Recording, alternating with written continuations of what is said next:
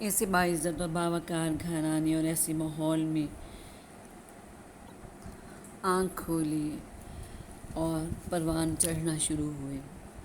بھائیوں کی بکس بہت اچھی لگتی، بڑی کلرفل، اور بھائیوں کے کو پڑھتے دیکھنا تو مجھے بھی بہت شوق ہوتا کہ میں بھی اسکول جاؤں گی تو میرے پاس بھی ایسی بکس ہوں گی۔ بھائی تو مجھے اپنی بکس دیتے ہی نہیں، تو جناب میرا بھی اسکول میں ایڈمیشن ہو گیا، خوشی خوشی گھر آئے بکس لے کر۔ لیکن یہ کیا، میری بکس تو بھائی کی بکس کی طرح تھی ہی نہیں۔ مجھے اپنی بکس کو دیکھ کر کوئی خوشی نہ ہوئی کہ یہ کیا، میری بکس تو اور طرح کی ہیں، بھائی کی بکس اور طرح کی، بھائی کی بکس تو اتنی کلرفل ہیں اور میری تو۔ اس فرق کا مجھے اس وقت اندازہ ہوا جب پتہ چلا کہ مجھے کسی عام سے قریبی اسکول میں داخل کروایا گیا ہے اور بھائیوں کو انگلش اسکول میں، کیونکہ لڑکوں کی تعلیم زیادہ اہم ہے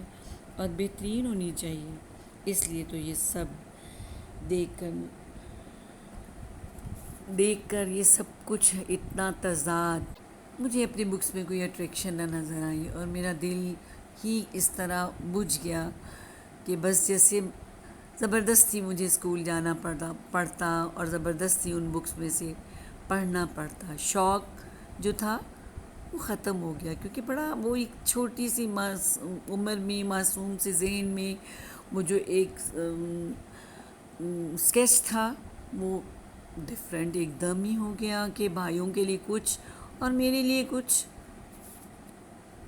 بہرحال چاروں ناچار پڑھنا تو پڑھتا،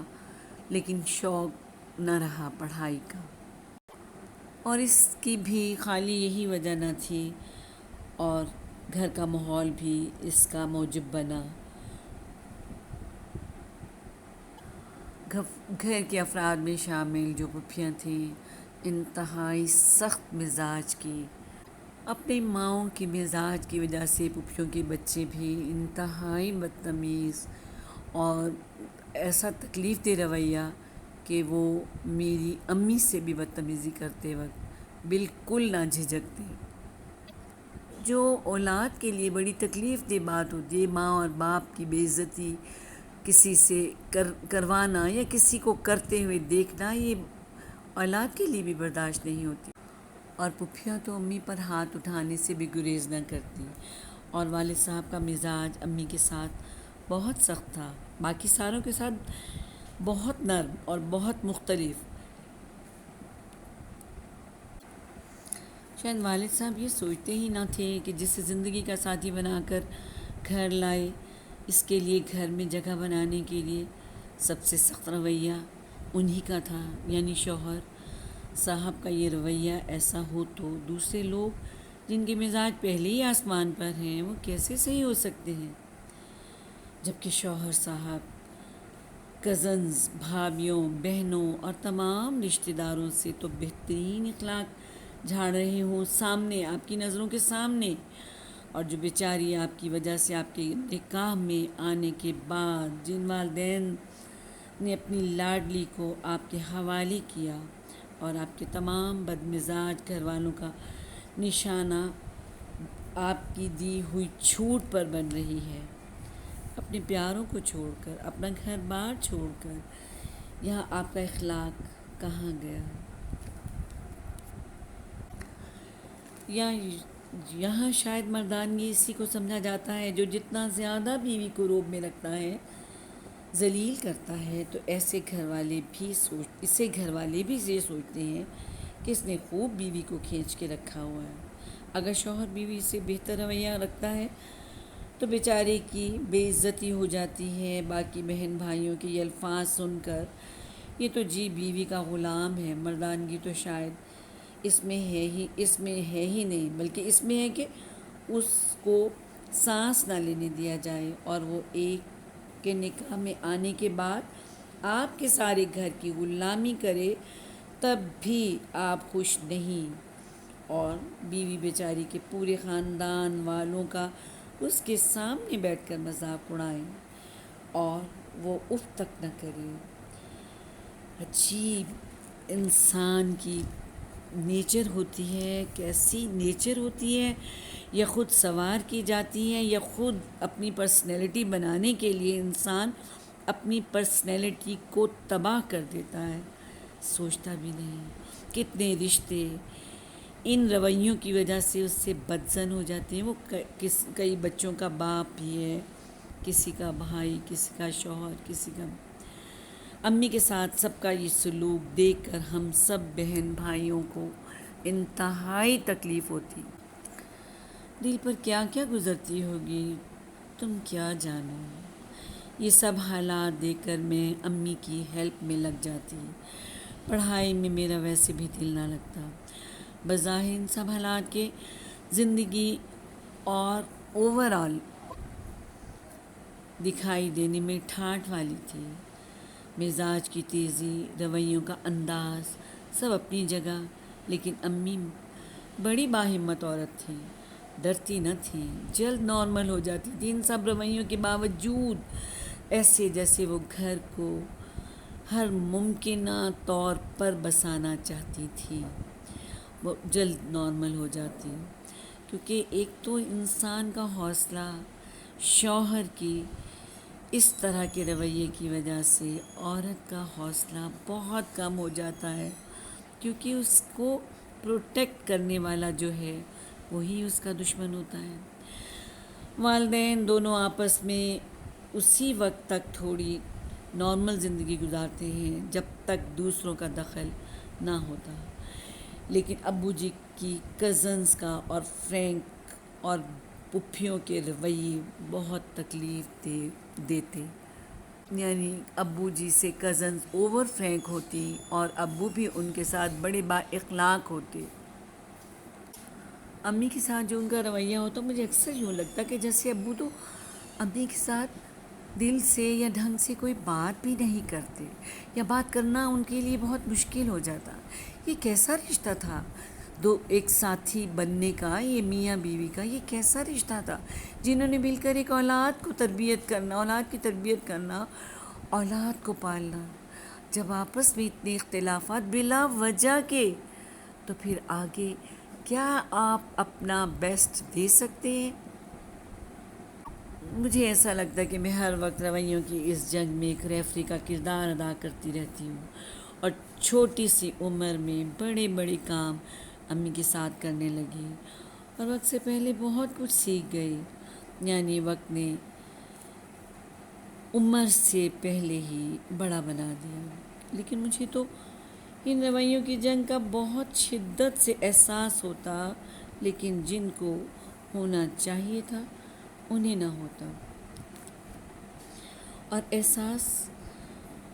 مجھے یقین ہو گیا کہ زبردستی نہیں دلوایا جا سکتا۔ دادی جنہوں نے امی کا ساتھ دیا، میں 6 سال کی تھی تو ان کا انتقال ہو گیا، اور دادا جو انتہائی شفیق انسان، غریب پرور، حساس، وہ بھی جب میں نے میٹرک کیا تو ان کا بھی انتقال ہو گیا۔ دادا بھی وہ جو ہمیشہ امی کا ساتھ دیتے اور ہمیں پڑھانے لکھانے، اسکول کی تمام چیزیں، لنچ باکس میں ہماری کیا دینا ہے، اور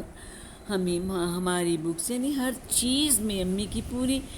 ہیلپ کرتے، پورا خرچ اٹھاتے، امی کی بہت ہمت بندھاتے۔ پڑھائی میں انٹرسٹ نہ ہونے کے باوجود بھی میں نے میٹرک کر لیا،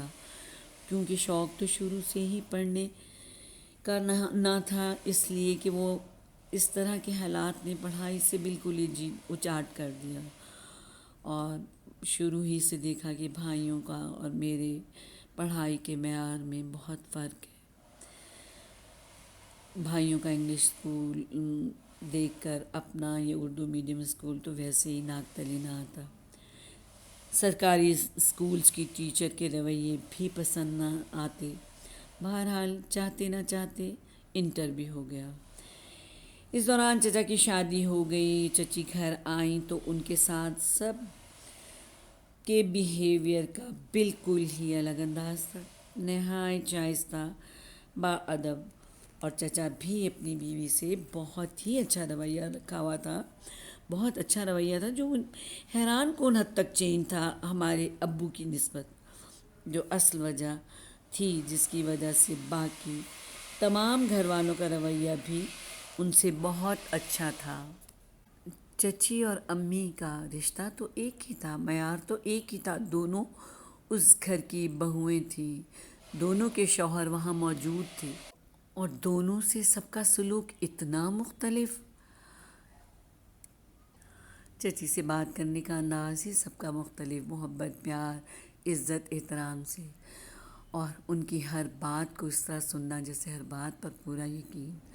اور دوسری طرف امی کے ساتھ بدتمیزانہ رویہ،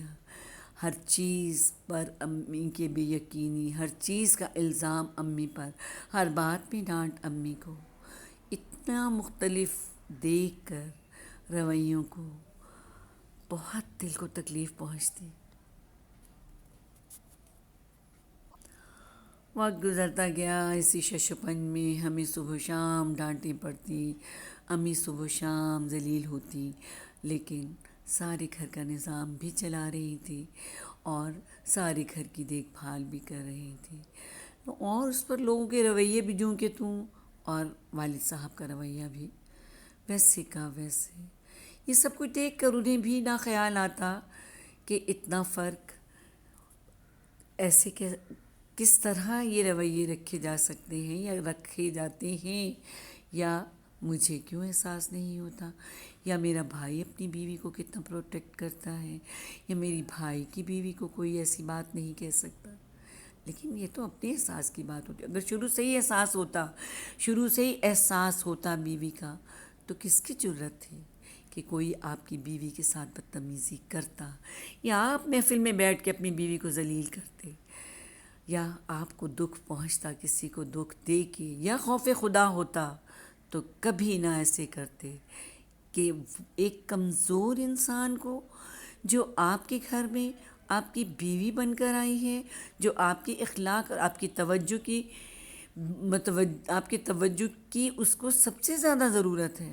اور وہی آپ کی توجہ سے محروم ہے،